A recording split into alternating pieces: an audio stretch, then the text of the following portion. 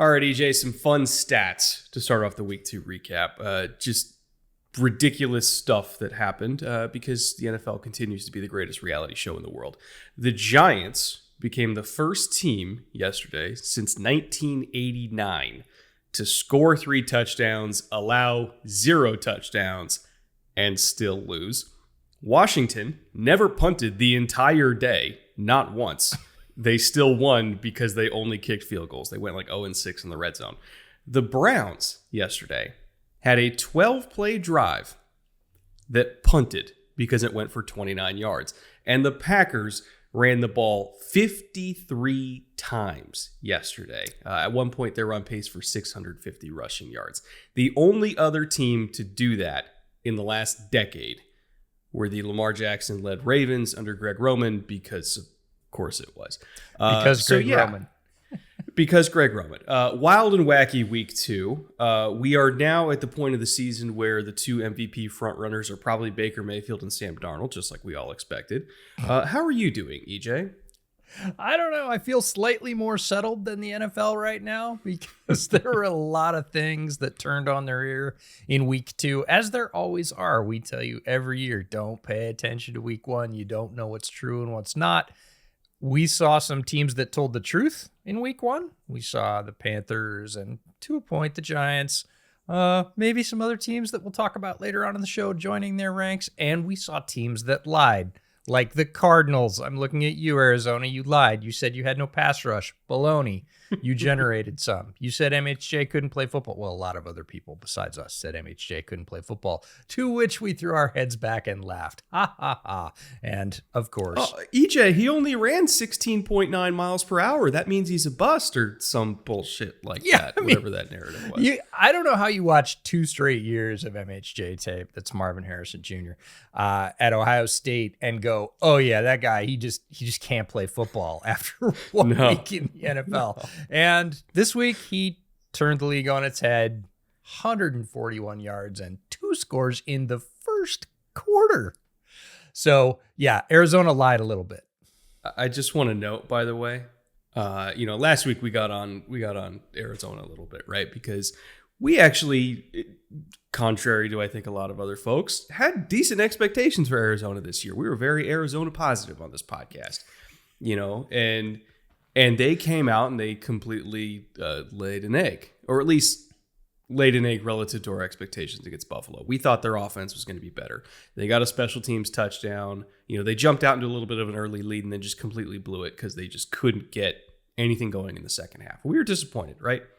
Because Marvin just didn't see the ball. We felt like Kyler wasn't seeing the field. And then they came out this week against the Rams. And that might be the best game that I've ever seen Kyler play as a pro. Not the most statistically gaudy, but if we're just talking about the best game that he's ever played, I mean, he was unconscious, especially in the first half. It was ridiculous. If they're getting not just that Kyler, but if they're getting like 80% of that Kyler consistently this year, they're going to make the playoffs. Like that is a playoff team. I know they can't rush the passer consistently unless you're going against the Rams, who had like third string tackles out there. Yep. And I know the Rams themselves were very beat up on offense, not just in the offensive line, but they're especially beat up at receiver. Kupp is hurt. Puka is hurt. They have injuries on D. Like, I get it. The Rams are shredded, but I tell you what, if we got that Kyler in week 1, they probably would have beat Buffalo. So hats off to Arizona for making me look like an idiot for believing in them and then doubting them and then believing in them again. I think it's good coaching. And we saw that a lot around the NFL in week 2, which is corrections, right? You go and you look at the film and it's your job as coaches to go, hey, we didn't execute here, and here like we wanted to. Some teams thought, hey, we're really close. We missed this by a little bit. Some teams were very far away. Some of those teams on both sides of the fence fixed those things. We saw huge gaps that got closed from week 1 to week 2, and we saw gaps that didn't get closed, that are still gaps.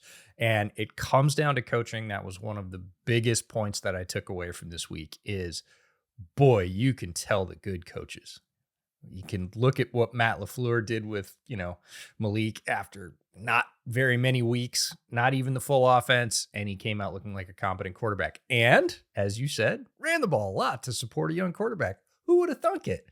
But good coaching matters in the NFL. We saw it all across the league. We saw teams that have good young coaches, especially, rebound, and teams that didn't.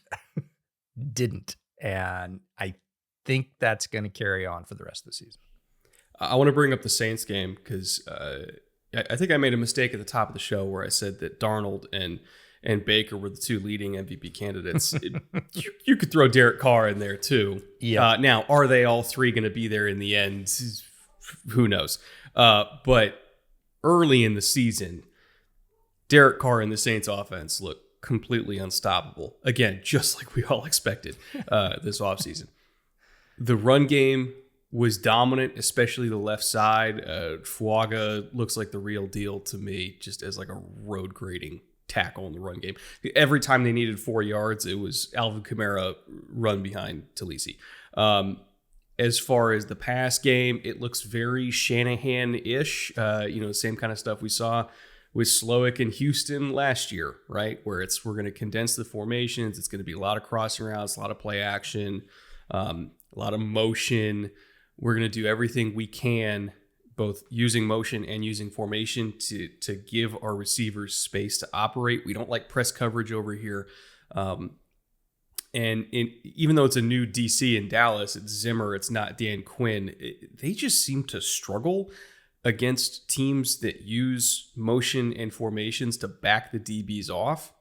And the Saints completely abused that yesterday, completely abused it. There was a third and 2 early in the game, very early, and this kind of set the tone where, the Saints got up there and they could have run the ball, but they know that Dallas, whether it's Zimmer or Dan Quinn, they're going to play man coverage on 3rd and 2.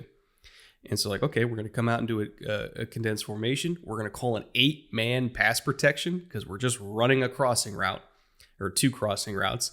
And we're going to protect long enough for it to hit that 3rd window because based on our receiver in a cut split, this DB is backed off in outside leverage. He has no shot of stopping this route. We just have to protect long enough to hit it. And they hit it. And then they just rolled through the rest of the drive and scored. They had a deep shot to Shaheed where he split the 2 safeties in quarters off, again, a 7-man pass protection. And they're doing a lot of the stuff that Slowick did in Houston where we're just going to throw bodies at the line of scrimmage, slow down the pass rush as much as humanly possible, and trust our quarterback to make the throws, however difficult they may be. And he got, I think it was 232 of his 280-something passing yards. He had 86% of his production off of 6, 7, and 8-man pass pro yesterday on 8 dropbacks, 8 of them. And he got 86% of his production. So it's a very Houston-ish, San Francisco-ish, at least older San Francisco-ish type offense. It works. We've seen it work for decades now. And I'm kind of upset that Derek Carr hasn't had this for most of his career because he's pretty darn good in it. We talked about this in the offseason preview series that this offense in particular protects the quarterback with, I'm going to say, some canned plays, but does not protect them in big spots. And that is, I'm going to deliver you to the doorstep as a coordinator.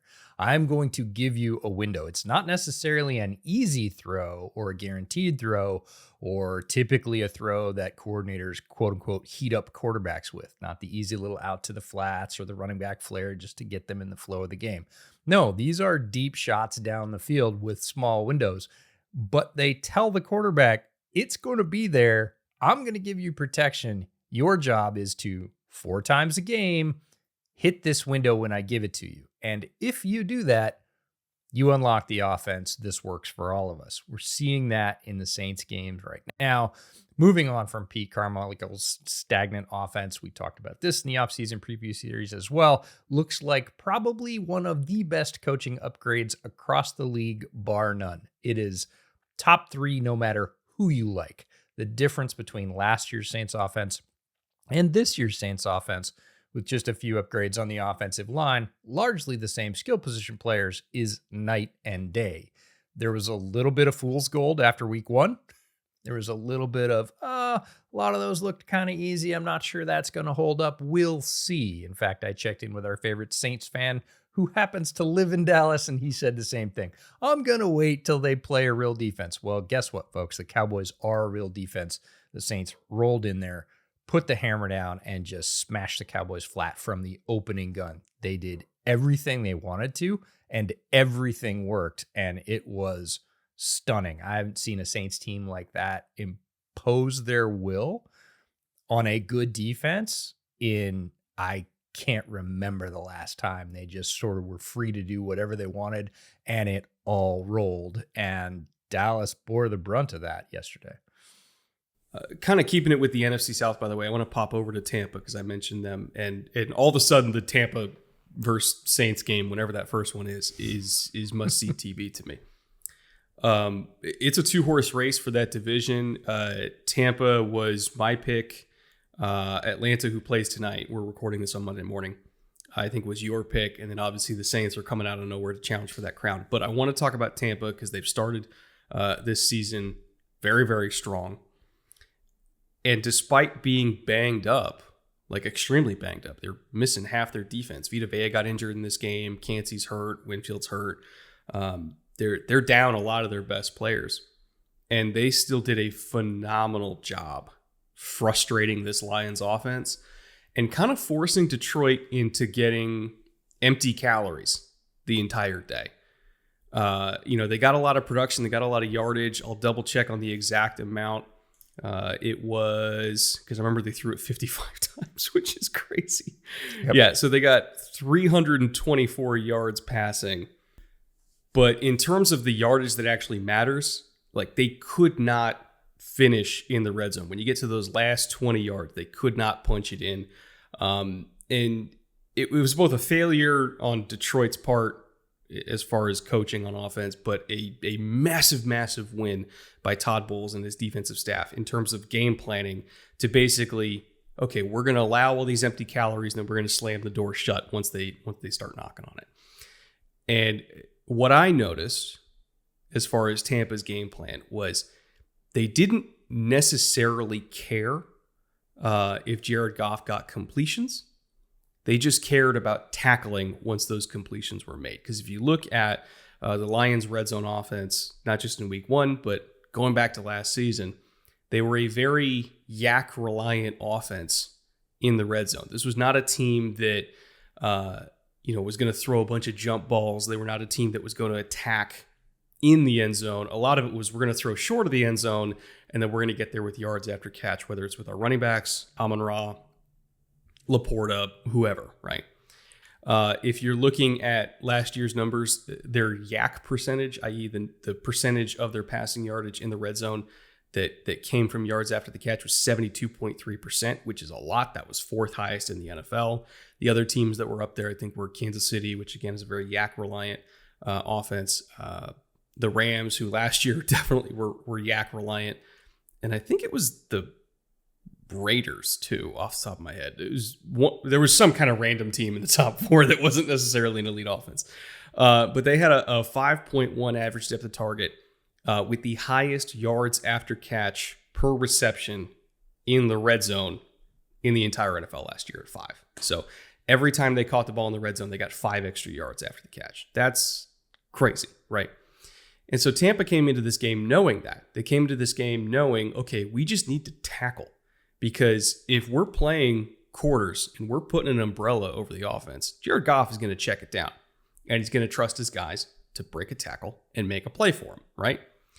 So all you have to do is just not allow that. And this Bucs secondary, despite being so banged up, tackled extremely well.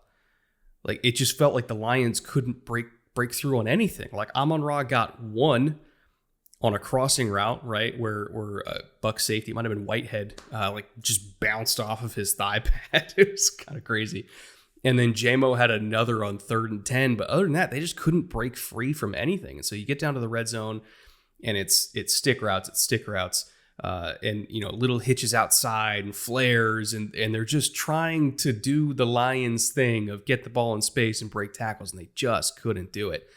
And then they also couldn't run the ball either. They had 1.7 yards per carry in the red zone. So, the interior of that Bucs defensive line that we praised so much in the preview show showed up and played well. The DBs didn't miss tackles. And that was just kind of a recipe for frustrating the shit out of Detroit. And they didn't know what to do. Like, they didn't have anything else they could do because Tampa wasn't allowing any deep shots and they weren't allowing them to make any plays in space.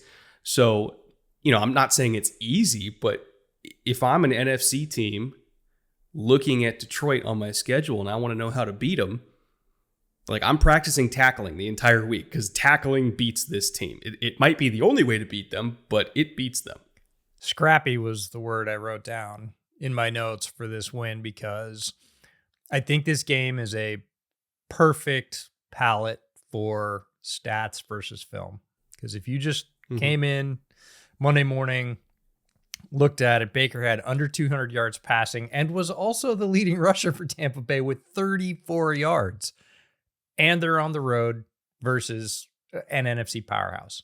You look at that and you go, yeah, the Bucs lost that game by a bunch. Well, no, they didn't. They won. And you talked about how they did it. And this defense was down a lot of guys, and Vita Vea, one of their very best players, went out with a knee in the middle of the game. And they still won. And these defensive backs in particular played extremely scrappy, tough football when they got to the red zone. Because between the 20s and the red zone, almost like two different games, two different playbooks, your ability to do things is completely different because of the space involved. And some teams are really good in one and not good in the other. It was almost like Tampa Bay had their heads turned around and were looking for it. And we're like, yeah, well, when we get back there, we're going to kick the hell out of you. And they did. They would compress. They would press physically on those routes. Again, you highlighted the tackling and what a difference that made.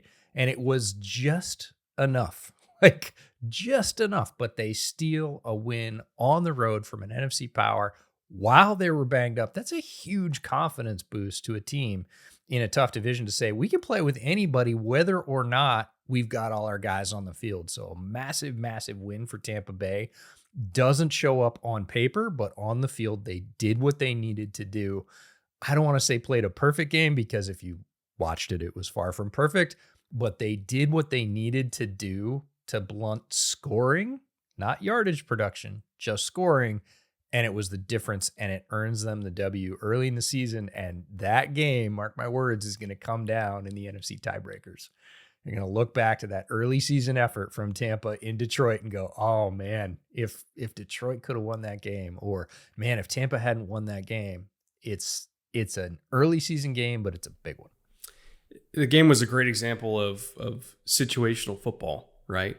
And it's one thing to have a really nice box score. It's another thing to be good in the situations that actually translate to winning the game, right?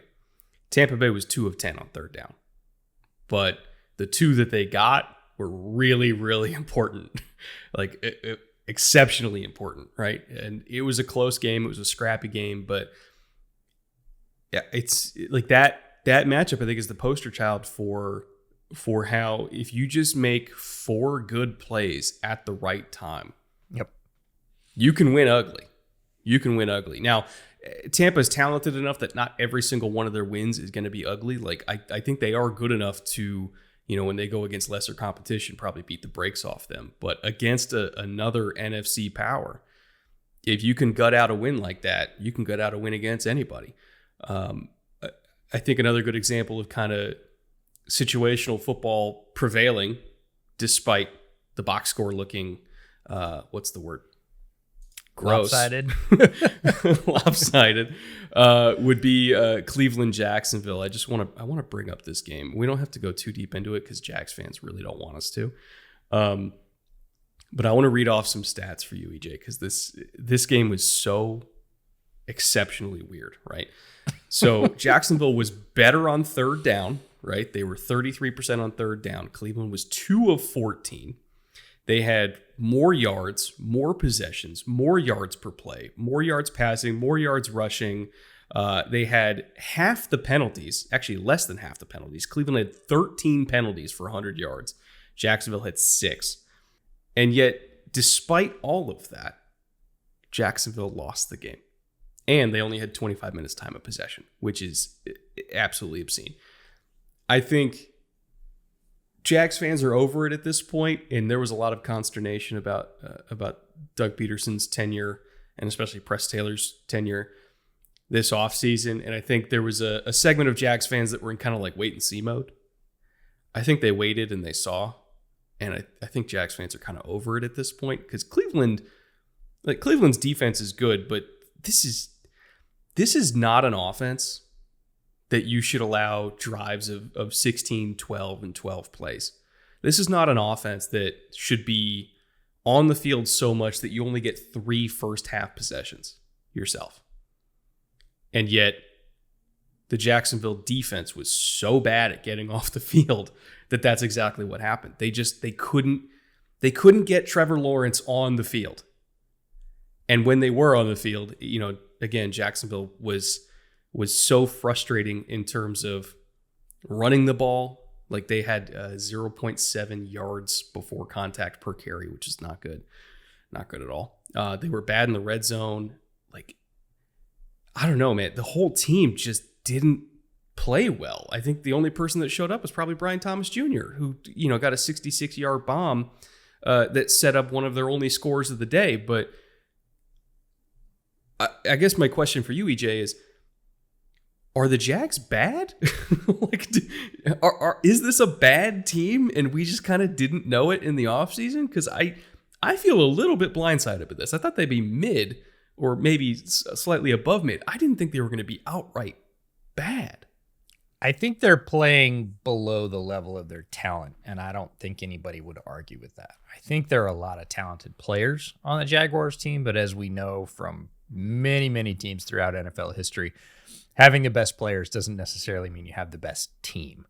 And right now, Jacksonville is not a good, complete football team. They are not playing complementary football that is helping them win. They are making mistakes in critical situations, really on both sides of the ball. The offense is probably more glaring because, look, the NFL is an offensive league, and if you don't score a ton of points, your fans are going to get frustrated, and rightfully so. I kind of watched this game out of the corner of my eye. It was one of the 4 games I had on the second TV, and every time I looked up, there was a ball squirting through a Jacksonville receiver's hands. Like Trevor hit a bunch of guys in the hands, and it just skipped off, bounced off, fell off. And it happened 3 or 4 times, and it was sort of incidental. I would look up and another Jags receiver would be dropping a ball, and I'm like, well, you can't do a lot better than that as the quarterback. If you put it on a guy, he should catch it. Now, is that the difference in the game? No, but it was representative of small mistakes adding up on both sides of the ball, and the end results being below what you and I expected, certainly what Jags fans expected, I'm sure what the coaches expect, and they're not playing a very good brand of football.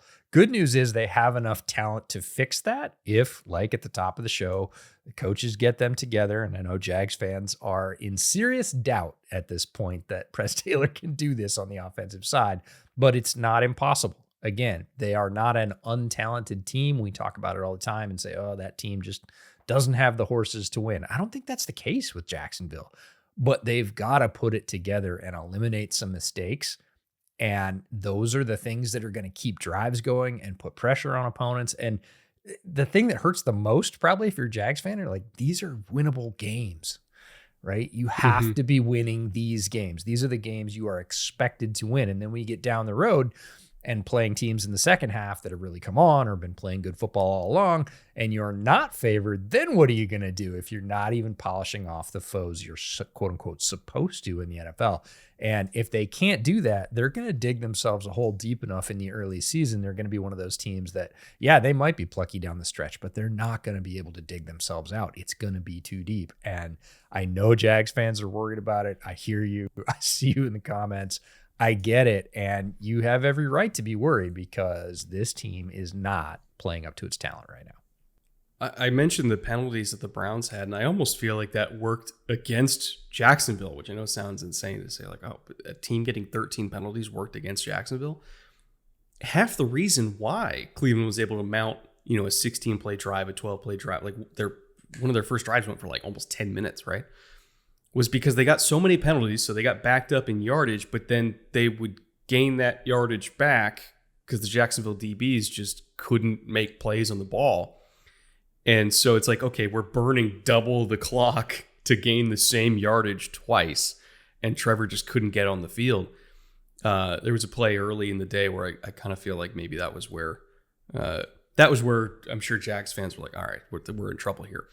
It's 2nd and 20 because of another penalty. Again, Deshaun rolls out to his right, throws kind of an ill-advised ball, honestly, to a covered receiver right on the sideline. I think it might have been Judy. Jags DB gets his hand on it. Like he swats the ball away, kind of bobbles in the receiver's hands, and it just floats there, and he catches it. And on 2nd and 20, he gets 21 yards. And it's like, what do you do? Like, what do you do? It's just that kind of day. And that happened like 3 times. Like, they get him backed up by penalties, and then Deshaun like just throws a high 7 to the field, and they pick it up anyway. It's like, oh my God. So I think it was as much the fault of the Jags defense as it was for the Jags offense. Just neither side played well. And I don't know, man. I think I don't want to say they're cooked. I just don't see a way out because it feels like Jacksonville's just played like this for 2 years at this point. It just feels like this is what they are. I don't know. It's frustrating. I feel for Jags fans because, they've been going through this for long enough as it is. One quick note, and then we'll get back to the show. We're finally starting the fall season, which means lots of family events, holidays, and football Sundays with friends. And you want to look good when you go to all these events, I hope. And that's where Manscaped comes in. I don't own many grooming products, but when you want to take care of yourself and look good, Manscaped has what you need to do it. You don't have to go out and start shopping for individual products or even put together a list. They've got it all for you in one place in the Performance Package 5.0 Ultra, and it's the easiest thing ever. In the Performance Package, you get the Lawnmower 5.0 trimmer, the Weed Whacker 2.0 for ear and nose hair trimming, the Crop Soother Ball Aftershave Lotion, the Crop Preserver Anti-Chafing Ball Deodorant, and of course, the comfy Manscaped boxers and a Shed toiletry bag so you can take it all with you on the road when you travel. Check out all of those and more at manscaped.com. And if you like anything in the entire catalog and you want to get it for yourself, you can get 20% off plus free shipping with the code BOOTLEG at manscaped.com. Again, that's 20% off plus free shipping with the promo code BOOTLEG at manscaped.com. Thank you to Manscaped for partnering with us once again. And with that, let's get back to the show. All right, let's talk about something slightly more positive. On the preview show this week, we did warn you the Vikings were a funky matchup for San Francisco. We told you that this is not a team that the 49ers are particularly equipped to handle well. I get it. Christian McCaffrey is hurt. That matters. But as far as matchups everywhere else on the field, as far as scheme versus scheme, Flores has shown that he understands how to get to Brock Purdy. O'Connell himself has shown that as long as he's willing to trust Sam to uncork a couple deep balls a game and keep the defense honest, the rest of the offense will also work too. And uncork a deep ball, he did. That 97-yard was gorgeous. And so if you're looking at this Viking squad, we said, like, hey, man, they have some matchups that I just don't think San Francisco can really deal with. I mean, nobody can deal with JJ, but they have good tackles. Like, they can pass protect well, particularly on the edges against San Francisco's edges. Darnold, I think, there's no throw that he can't make, so you can threaten every single blade of grass. I think they're better at running the ball this year, and they showed that. I mean, they didn't do it too much. They only ran the ball 24 times, but they got 6.1 a pop. And the defense is deeper than last year. They're playing faster. They're playing, believe it or not, even more aggressive than last year.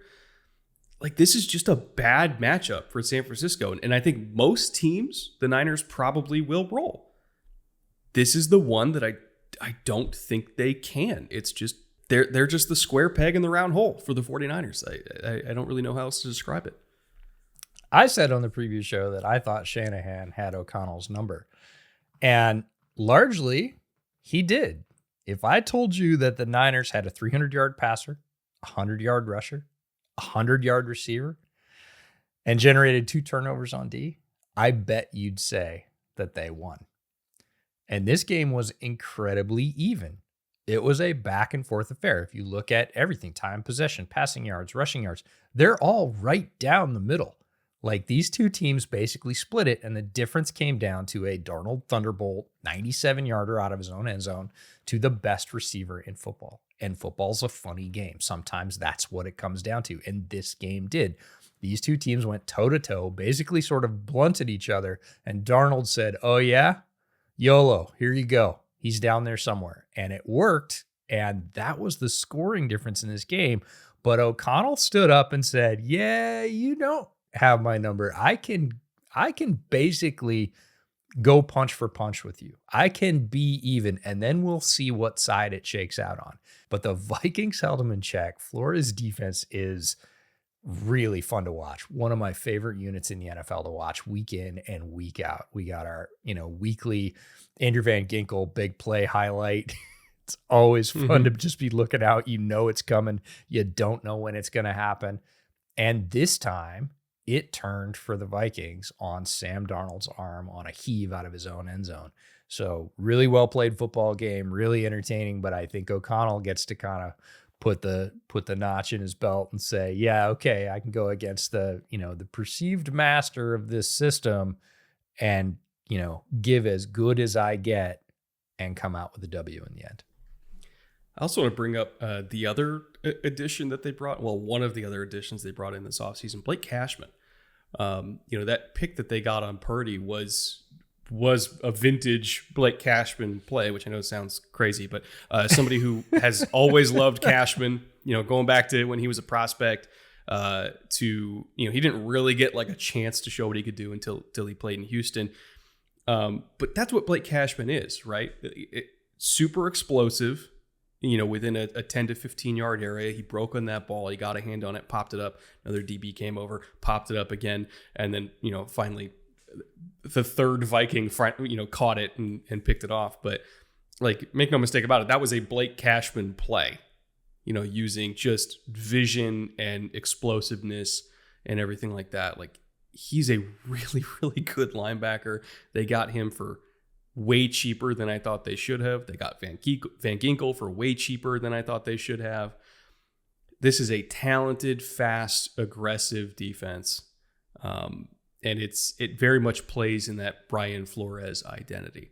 They're going to be a tough team to handle. Like, I think the only real weakness, not the only real weakness, how best do I say this? The only reason why I think the Vikings could have stumbled this year is if Sam Darnold, while surrounded by the best supporting structure he's ever had as a starter, still had those Sam Darnold turnovers, right? Still had those bad Sam Darnold games. I thought, okay, then the Vikings could stumble because if they're just giving the ball away, like they probably can't make up for that. But if you're getting good Sam Darnold, the rest of this team is good enough to be a playoff team.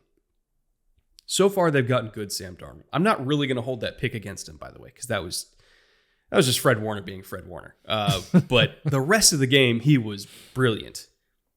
And if they're getting that from him, honestly, he's kind of playing like how people hoped J.J. McCarthy would have played in their wildest dreams, right? This is the kind of throws that people were hoping they were going to get from J.J. If J.J. made that 97-yarder, like, all of Minnesota would be losing their minds because it's like, oh my God, we got the guy. Well, your starting quarterback is making those throws. So again, I think that was the worry with the Vikings after that injury is like, what are we actually getting with Sam? I think it's clear now, like, they're getting a plus starter with Sam. I'm sure Carolina would love to have him back at this point. But he's not in Carolina. He's wearing purple. And I really do think this could be a strong, I don't know if I'm ready to say division winner. Let's say a strong 5 to 7 seed, probably closer to a 5 seed than a 7 seed at this point. And I don't think they're going to be an easy team to beat, not just now, but down the stretch. We'll see how long the Darnold magic holds. That's been the sort of arc of Darnold's career. And we agreed that this was his kind of, I said last, we both said best shot under Kevin O'Connell. And Darnold has had highlights throughout his career, but they have been mixed in, as you mentioned, with a lot of lowlights, and they tend to come with more reps. The more reps you give Sam Darnold, the more those negative plays start to creep in. And if O'Connell can keep him away from those, very much like Canales kept Baker away from those in Tampa last year, we could see this level of play continue for the Vikings. The defense, I think we know, is going to play at a pretty high level throughout the season. Flores reinvented himself sort of mid-season last year in Minnesota. Was one of the coolest transformations to watch in the NFL. And he's just sort of picked right up and gotten more pieces. And we feel good and sound about the defense. The question still remains about Darnold. Down the road, 8 weeks from now, 10 weeks from now, is he still going to be playing largely mistake-free football and making the big plays? And if he is, I absolutely agree with you. The Vikes are going to be a very, very dangerous team to play. All right, I think we should finally talk about the elephant in the room. Refgate 2024. Feels like it's not really football season until Kansas City wins on a penalty, right? I want to get this out of the way. It was a real penalty. It was a real flag. I think people take issue with it mainly just because it's Kansas City and it feels like at least once or twice a year they'll win a big game because of something like that, right? Where it's 4th and 16 and then they get a flag that sets them up for a field goal. And people are just frustrated by that, right? Because it's just the evil empire winning again. But it was a real penalty. So I guess if you really want to beat Kansas City, you just have to stop doing dumb shit in the last 5 minutes. Like Baltimore had a shot. Cincy had a shot. Mm-hmm. Kansas City did not dominate either of these first 2 weeks. And if anything, they were on the ropes by both of these teams. And yet, for whatever reason, in the last 5 minutes of these games, teams just... they lose discipline. They make mistakes. And Kansas City, for all the opportunities that they gave Cincy to capitalize on, turning the ball over 3 times. Mahomes threw for the second fewest amount of yards in his entire career. He had a couple really just not great picks. He had the fumble as well on top of that. So it's like they gave him chances to put him away. And Cincy just couldn't do it. They couldn't do it. Trey Hendrickson was a monster in this game, and he was also kind of the only reason that they were ahead to begin with, because the rest of the Bengals, other than like a couple really nice throws from Burrow, the rest of the Bengals were just super inconsistent, and it felt like every single time Kansas City gave them an opportunity, since he just gave it to them right back. So, I don't know. I don't blame the refs for Kansas City winning this game because... they gave him every opportunity to do it, and they just couldn't put him away. They kept making mistakes. They kept letting Mahomes back in the game. And if you keep doing that, if you give Pat Mahomes an extra 3 chances to put the stake in your heart, he's gonna do it. So just stop fucking up. I know it's easier said than done, but just play a clean game, for God's sake. That's all you have to do. Just play a clean game, and you'll probably win these. And that goes for Baltimore. That goes for Cincy. That goes for every other AFC contender. Buffalo, all of them that have had these heartbreaking losses over the last 6-7 years against KC. It very much reminds me of the Patriots dynasty, where all they did was just not make mistakes in the second half of the fourth quarter, and they would win all those games. All you have to do is be disciplined, and you win these.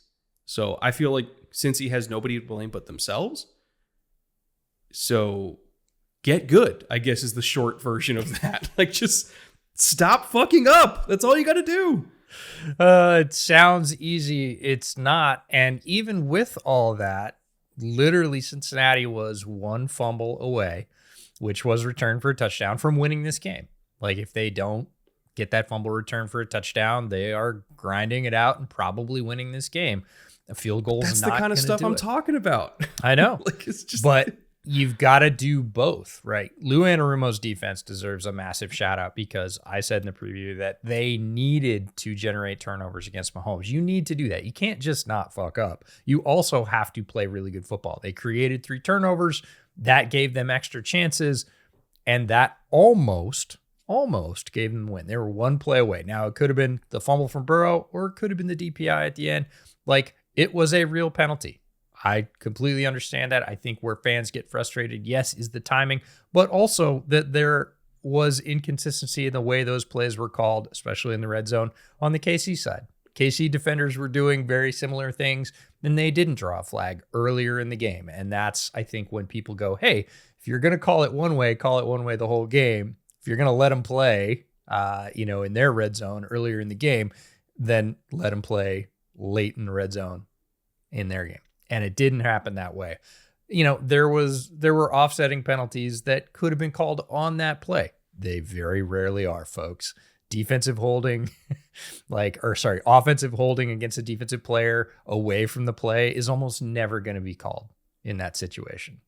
There's a lot of things that could have been called differently in this game. I'm not going to blame it on the refs. And what's going to happen in all these games, as you mentioned, is you're going to get down to it. It's going to be Reed and Spags and Mahomes, and they are going to win the game in the fourth quarter. They do. They have. It's a demonstrated pattern. It's not luck at this point. Were some of them lucky? Sure. Were most of them lucky? Absolutely not. These folks know how to win football games, and this is how you do it. And yes, Belichick knew how to do it in New England, and that's why he won so many of those football games. You get down, you don't make mistakes in crunch time, you wait for an opportunity to be handed to you, whichever way it comes, and then you deliver. You make the field goal, you make the throw, you don't turn the ball over. And Kansas City has that recipe down. Again, I agree. They were on the ropes in both of the first 2 weeks, but guess what happened? The same thing that always happens. This is why KC is because that triumvirate of Reed and Spags and Mahomes are going to deliver when it's on the line. And it doesn't matter if it's to Worthy or to Kelsey or if it's, Chris Jones coming up with a huge stop. Like, players are going to make plays, and Kansas City's going to win these games. And I'm with you. If you want to do that, you've got to be extra. You've got to create the turnovers and not have turnovers of your own. You need to be plus. You can't leave it in the hands of the refs or anybody else. You've got to seal it. Cincinnati had several chances to do that. They didn't do it. I'm not big into silver linings, but they did play well enough in KC to win. They didn't come away with a W. They know they can compete. That, I guess, is what they'll take away from this. But great game to watch as a fan. Tough game to watch if you're a Bengals fan. I think it's the same key to beat KC as it was to beat New England. You need to win the game with your offense on the field. Like, if you let Mahomes back on the field with less than 2 minutes to go in a one-score game, especially a 2-point game, like, you just lose. Like, you should just assume that you're going to lose.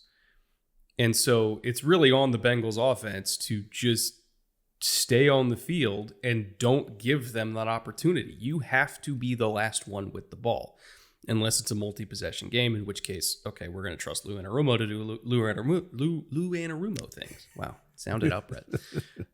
But it's a similar thing with New England. Like, if you gave the ball back to Tom Brady with 2 minutes to go, yeah, you lose. So don't do that. And again, I know it's easier said than done, but that's what it takes. Like, if you want to be a Super Bowl champion, you're going to have to go through this team. So, I don't know, figure it out. Figure out how to be a more efficient offense to take the air out of the ball and keep the bad man off the field. Like, you can't trust your defense in those situations, no matter how well they've played. You just can't do it, because Mahomes in the last 4 minutes is a entirely different level of football player. I would take Mahomes in the last 4 minutes over literally anybody in the history of the sport, even over Brady, because he also has the mobility component, right? Which we saw a little bit yesterday. So again, I know it sounds like, oh, is that all, Brett? Is that all we have to do? Just play perfectly? Yes. Just play perfectly and keep Mahomes off the field for the last 4 minutes of the game? Yeah. Do you want to win a ring or not? Because that's what it's going to take. So, I don't know. I understand Cincy fans are frustrated. They are more than capable of winning that game. They are not capable of winning that game if they play it that way in the fourth quarter. It is not going to happen. 10 out of 10 times they will lose if they play like that late. And I think they know that. And I think that's why they're frustrated, because they know that they didn't play their best fourth quarter. And that's on them. All right, final game. Sorry to do this, EJ. We have to. We have to. The people are calling for it. They have been since they saw this game on the schedule, and rightfully so. I want to start with CJ Stroud. Again, as a lifelong Texans fan that's been rooting for the team since my dad moved to Houston in the early 2000s. And I didn't feel like rooting for any of the California teams because I was a contrarian child. And so I was like, my dad is working in Houston. I'll root for the Texans. And then, of course, he moved to Chicago and he lived in the Loop. So I was like, okay, I'll pick up the Bears as my NFC team. So once every 4 years, I end up just being a nervous wreck watching these two teams play each other, hoping to God they just come out of it semi-healthy. Unlike the 2012 game where they beat the crap out of each other on Monday Night Football and both teams were really good, but they ruined each other's seasons because they injured each other so much. So I was just kind of hoping that they came out of this game healthy. For the most part, they did. But I want to start with CJ Stroud because, again, as a Texans fan that has rooted for this team for most of my life, I have never seen anything like this in a Texans uniform. Even Deshaun, at the peak of his powers, was not like this. I've seen receivers like Nico Collins. Thankfully, I've been blessed to root for a franchise that knows how to draft receivers.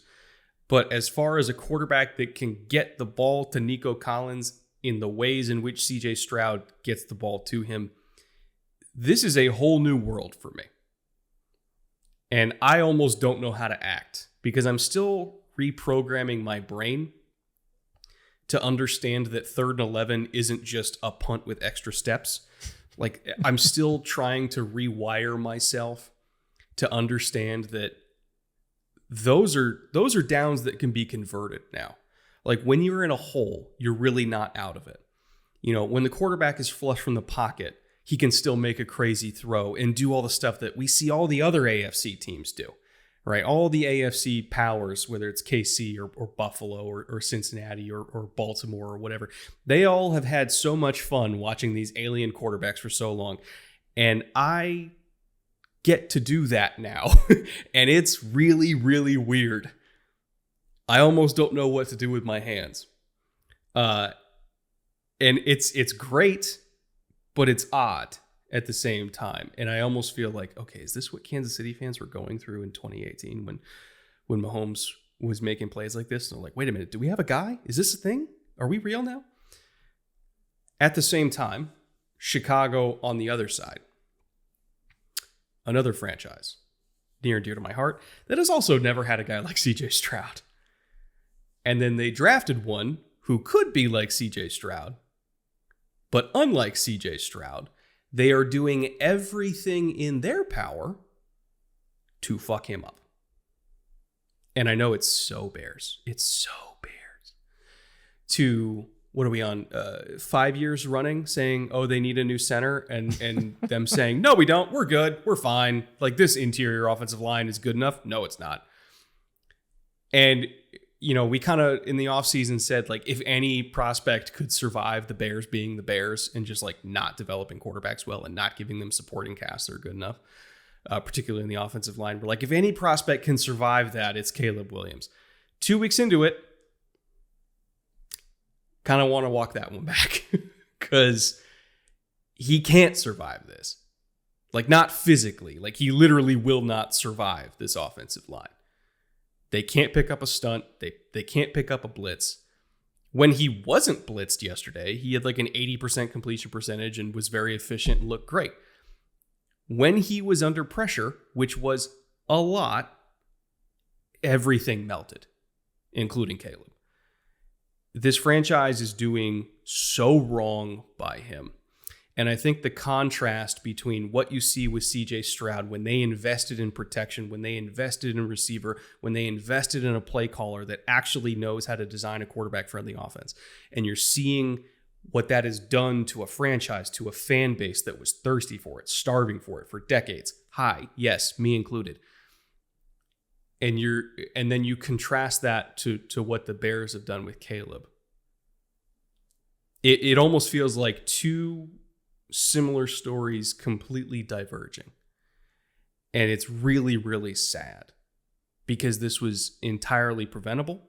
It's been years that the Bears' interior offensive line has been bad, and we've known it's been bad, and they refuse to do anything about it. I don't know how else to get the message to Ryan Poles that this isn't working, that his approach isn't working, that offensive line is a premium position. I don't know how else to explain that to him at this point. And I kind of feel like, Colts fans, cover your ears. I kind of feel like they're doing the whole Ryan Grigson thing that he did to Luck. I think they're doing that to Caleb, and that scares me to death because I can kind of see it coming a mile away now. It has some parallels, and that is terrible because you and I both hold Ryan Grigson in deep, deep contempt. I do not necessarily hold Poles in deep contempt. I think he has reshaped the roster in many good ways, but I do not and will not for the life of me understand how, as a former offensive lineman, he looks at what the Bears produce and have produced for the last 3 years each week on tape and says, that's good enough. And he has said it repeatedly now. Through draft cycles, through free agency cycles, he has steadfastly refused to invest high dollars or high draft picks in the center position. I've been banging the table for it. I thought it was a no-brainer 3 years ago. I turned out I was wrong and continue to be wrong. And that's what I don't understand is when evidence is presented on the weekly that what you have assembled is not working. And in fact, nothing on your offense will improve until the interior offensive line play improves. Like nothing. Not the run game, not the pass game, not timing, not rookie quarterback confidence, nothing. All the high-priced weapons you have assembled, which are awesome, by the way, are all going to get subbed out by the fact that you cannot play O-line at a satisfactory level in the NFL, and you're getting people crushed. You need to do something. You need to change. You need to make a change. And they have just said it'll be good enough many times, and it is not good enough. Again, we're seeing the same thing. As you said, it's just so Bears. Somebody put up a tweet last night that says, I feel like I've watched this Bears game 1,000 times, and we're kind of getting close to it at this point. And nothing is going to work. It's not like, oh, Shane Waldron call better plays. Can he? Yes, he certainly can. But Texans pressured Caleb on 23 of his 48 dropbacks. That's 48% pressure rate, folks. No quarterback in the NFL is going to play well with a 48% pressure rate. Every other time you drop back, you got somebody in your face. And many of them were instant. A lot of them were bad. Some of them were pretty basic. Stunts are not like massive fantasy defense stuff. You see multiple stunts as an offensive lineman in the NFL every single week. This is, I don't want to say it's offensive line 101, but it's no higher than 201. This is basic. It's kind of 101. Yeah, this is basic first install offensive line stuff, and they can't get it done. And until they can, nothing's getting better. Just don't hold your breath. Not play calling, not the run game, not the pass game. Caleb did play better. He played much better than he played in week one. If he'd played as badly as he played in week one with the pressure he saw in week two, this would have been an outright dumpster fire, turn it off after the first quarter. Even with the pressure, his time to throw was lower than CJ Stroud's. His average depth target was higher. His deep efficiency was better. But he's not going to get a chance when you just erase 50% of his plays. And you're going to build that thing that you don't want in the back of young quarterbacks' heads, which is when I drop back, somebody's going to be here. So I can't think about my drop. I can't think about my timing. I can't think about my hitch or moving on or when to break the pocket. I just get back and look at the rush. And if that's the case, if that's what you build into your young, very, very talented quarterback by getting his ass beat week after week, you are doing him and the offense and the team and the city a massive disservice. Fix the offensive line. I mean, like you said, he did have the 6th fastest time to throw in the NFL this week, and still it didn't matter. He was still under pressure. Like, that's how fast Houston was pressuring him, by the way. They had 7 sacks and 11 quarterback hits, and his average time to throw was like 2.5 seconds, almost on the dot. And he still was pressured that much because they were getting there in under 2.5 seconds. That's ridiculous. Also, shout out to Texans defense, by the way. That defensive line is hungry. It's a very good pass rush. They are fast. They are physical on the back end. Jalen Petre was hitting people. Azeez Al-Shaair was literally hitting people. Derek Stingley, if there's one corner that you don't want to throw a 50-50 ball at, it's Derek Stingley because he has wide receiver ball skills. Which also brings me to another note. The picks from Caleb, I kind of feel like he was getting back into that USC hero ball mode a little bit because, again, similarly, the USC offensive line couldn't pick up a stunt to save their life.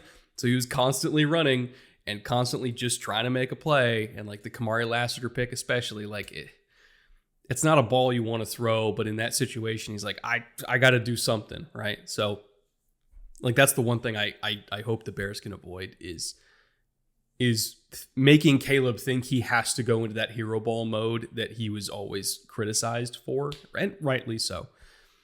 But, back to that Texans defense, that is a damn good unit. They are loaded with talent. They are fast. They are aggressive. They're physical. They're well coached. And they're going to do that to a lot of quarterbacks. They really will. I just wish it wasn't to Caleb in his 2nd career start, because that's again how you get those thoughts in the back of his head of like, oh, I just can't trust my offensive line. Like I can't do it behind these guys, So it's unfortunate timing on the schedule for the Bears. I'm happy that the Texans look this good because it's been a long time since they've looked this good. I'm just sad for the city of Chicago that they're kind of going through it again. And it feels like we hoped for the best, but also saw it coming down the tracks. And then 2 weeks into the season, you're like, oh shit, we're doing this again. So I feel for Bears fans in the city of Chicago this morning that are probably just lighting up the score with calls all day long. And they will be, because like Matt Eberflus has never seen a bad challenge that he didn't like. Like, he challenged a catch that was 6 feet in front of him and 2 feet in bounds. Why did he do that? And even if that's not his call, even if they have somebody helping him out in the booth, which they do, that's not helping very much. Like, look at the very first replay and go, no, don't throw the flag. Like, that, we're not going to win that one. And then they do it again later and run themselves out of challenges. Now, it didn't make a hill of beans worth of difference in this particular game. It just makes you look dumb. Shane Waldron didn't adjust. All the Seattle fans are in all my mentions. We told you. I know. I watched him in Seattle too. I was hopeful that things would change. So far, it doesn't look very good, but it all comes back to the offensive line. And there are going to be serious questions, and rightfully so. And then you get into the whole, but if we bring a guy in, give him an offensive coordinator, change that after 1 year, is that good? Yeah, but sticking with a bad one for 2 years isn't any better. It's great if you can get a good one and just stick with it. The Bears don't seem to be able to do that. So, does that mean you just stick with a bad one again and hope against demonstrated evidence that it's going to change? Probably not. Is it a good situation? It's not. Ask Saints fans if they think they should have kept Pete Carmichael for continuity's sake instead of Clint Kubiak. How would you feel about that, Saints fans? Just let me know in the comments. You missing Pete Carmichael at all? Or you missing maybe, that continuity? Maybe Denver fans can weigh in, because he's there now and their offense looks like it does. Oh, God. Don't even get me started. By the way, Bo Nix has 5 completions of a 10-yard or more depth of target Yeah. Through 2 games. So so don't stick with the bad man. If the bad man doesn't work out, get rid of the bad man or the bad men and make a fix at offensive line. Don't think anything's going to change until it does. And I know that the Olin Kreutzes of the world and the Kyle Longs of the world are like, hallelujah. Like, what have we been telling you the entire time? I get it. For some reason, the Chicago power structure continues to think that thin patches in the middle of the line and low-cost solutions are going to be the answer, and they haven't been, and they're going to have to change their thinking. That's all there is to it. All I'll say is this. Ryan Poles, you came from Kansas City. Like, you were there. You watched them lose the Super Bowl because their interior offensive line, well, really their entire offensive line, was bad. And then they immediately invested a ton in their interior offensive line. They drafted Creed Humphrey. They signed Joe Thuney. They drafted Trey Smith. They have the best interior in the league and have had the best interior in the league for 3 to 4 years at this point, and they won back-to-back Super Bowls. How are you looking at the team that you used to work for that is the dominant power in the league and saying, oh, no, I'm going to do something different. I'm going to go the complete opposite way. Like, Kansas City laid the blueprint. Build the fucking offensive line. Like, how is this hard? I don't understand. How is this hard? Why are they making it so difficult? Like, sometimes I look at what NFL general managers do, and I know people say like, well, they're professionals. They've done this for a long time. They clearly know what they're doing. Sometimes they don't, guys. Sometimes they don't know what they're doing. And I'm not convinced that after seeing this offensive line, that still won't be the case. Because it's inexcusable. It is completely inexcusable at this point. So, like, I get it. Like, continuity for a young quarterback is important. But like EJ said, is continuity of badness also important? I don't necessarily think so. Oh boy, it's frustrating. All right. Nice to get out of here on a positive note, EJ. Appreciate all of you guys watching our recap show. Remember, we have our TNF live stream, which this week, hold on. Oh, I'm getting there. It's the Jets.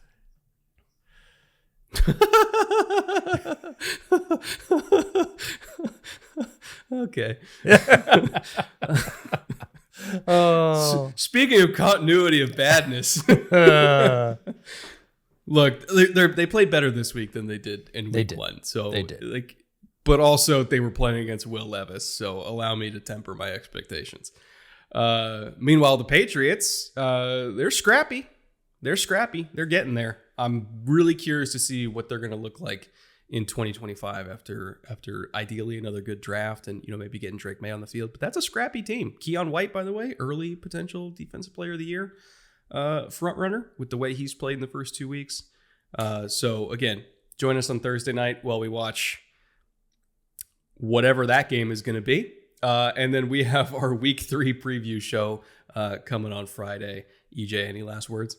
Yeah, we've got our homage giveaway that closes tonight at the kickoff of Monday Night Football. So check that out. We're giving away a Bears hat and a Chargers shirt. All you have to do is reply to my tweet about that and say who your favorite Bears or Chargers player was, and I will pick a winner. We'll get those items out to folks. But other than that, rolling through week 2. Week 2 was a lot of fun. I know we ended on kind of a sour note, but watching especially the early slate, 10 games in the early slate, they were all really fun football games. There was maybe one game in there that was a dog by halftime, but everything else was fun to watch regardless of how it turned out. A lot of good football, a lot of great plays, just more at this point. Want to thank all of our executive producers on Patreon for helping to make this show possible. Andrew, Connor, Aiken, Liam, and Mike. Thank you all once again. We'll see you back here in a few days for the TNF live stream. And until then, later.